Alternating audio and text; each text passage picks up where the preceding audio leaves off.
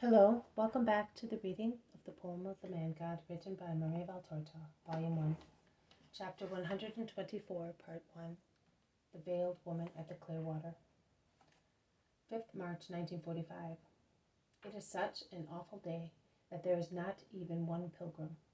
It is raining in torrents, and the threshing floor is a pool on which dry leaves are floating. I wonder where all the leaves have come from. Some have been blown by the wind, which howls and shakes doors and windows.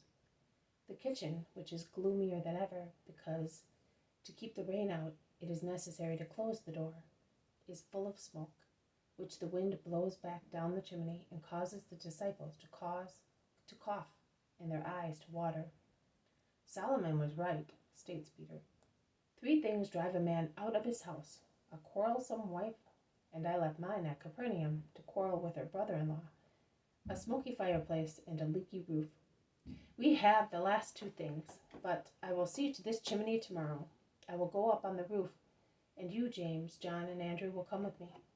We will raise the chimney and cover its top with slates. And where are you going to find the slates? Asks Thomas. We will take them off the shed.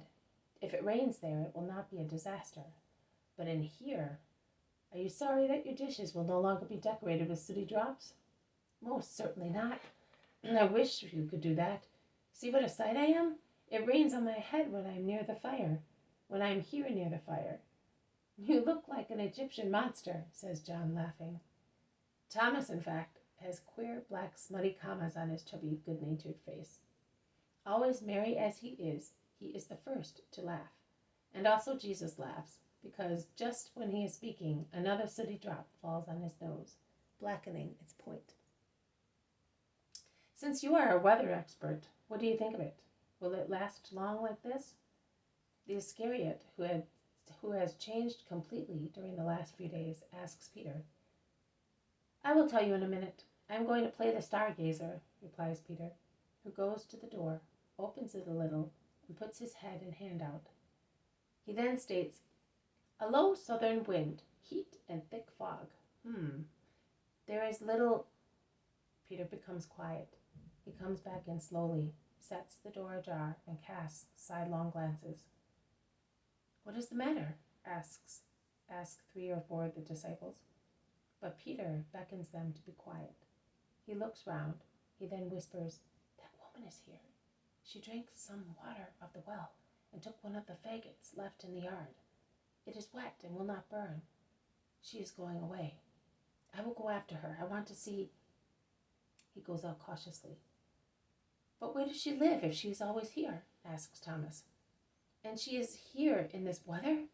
Says Matthew. She certainly goes to the village, because the day before yesterday she was also buying bread there, says Bartholomew. She is really determined in wearing her veil, remarks James of Alphaeus. Or she has a very good reason for it, concludes Thomas. But will she really be the one referred to by that Jew yesterday? Asks John. They are always such liars. Jesus is kept quiet all the time, as if he were deaf.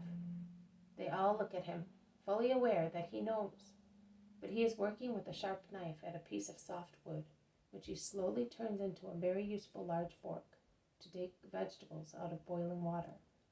And when he finishes it, he offers his work to Thomas, who has devoted himself entirely to cooking. You are really clever, master. But will you tell us who she is? A soul. To me you are all souls, nothing else. Men, women, old people, children, souls, and nothing but souls.